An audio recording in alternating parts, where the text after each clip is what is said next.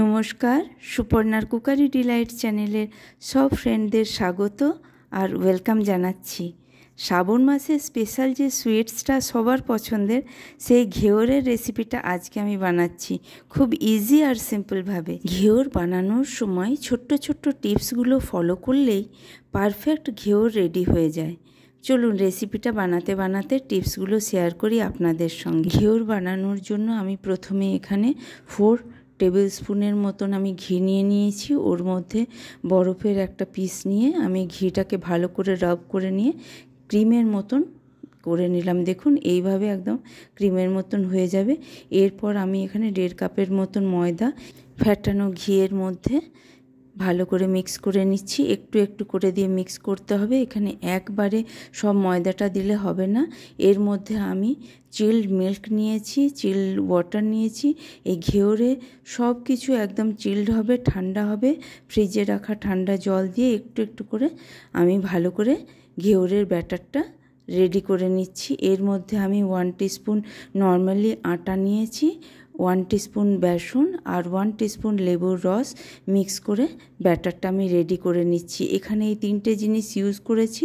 এর ফলে ঘেওরের মধ্যে হানিকমের মতন জালি আসবে, ক্রিস্পি হবে আর সুন্দর একটা কালার হবে। আমার ব্যাটার রেডি হয়ে গেছে, এই রকম পাতলা ব্যাটার হবে। এরপর আমি ঢাকা দিয়ে হাফ অ্যান আওয়ারের মতন ফ্রিজে রেখে দিচ্ছি চিল্ড থাকার জন্য ব্যাটারটা। এখানে 1 কাপ সুগারের সঙ্গে হাফ কাপ ওয়াটার দিয়ে আমি সুগার সিরাপটা রেডি করে নিচ্ছি। এইভাবে একটু স্টিকি হলেই আমি নামিয়ে নিলাম। এরপর আমি রাবড়িটা রেডি করে নিচ্ছি। এর মধ্যে 1 টিস্পুন আমি ময়দা দিয়ে সামান্য ঘি দিয়ে আমি এটা রোস্ট করে নিচ্ছি। ময়দা বা রিফাইন্ড ফ্লাওয়ারের স্মেলটা তাহলে আসবে না।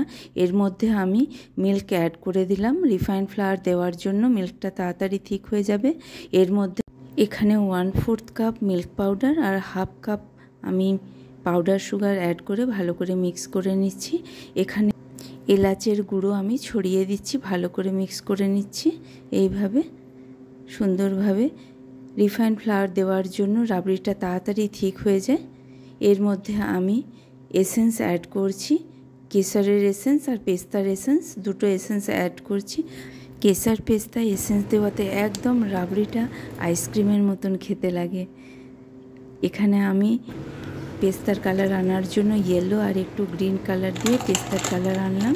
ঘেওর বানানোর সময় আইস কিউবের কন্টেনারের উপরে ঘেওরের ব্যাটারটা সবসময় রাখতে হয়, যাতে ব্যাটারটা সবসময় চিল্ড থাকে। ঘেওর ফ্রাই করার জন্য আমি মিডিয়াম হাইটের ইউটেন্সিল নিয়েছি। যে ইউটেন্সিলটা আমি ইউজ করেছি তার হাফ পার্ট পর্যন্ত আমি অয়েল দিয়ে ফিল করেছি ঘেওরটা ফ্রাই করার জন্য। অয়েলটা খুব ভালো করে গরম হওয়ার পর মিডিয়াম লো ফ্লেম করে একটু একটু করে ব্যাটারটা 1 হাত ওপর থেকে ব্যাটারটা অয়েলের মধ্যে ফেলতে হবে।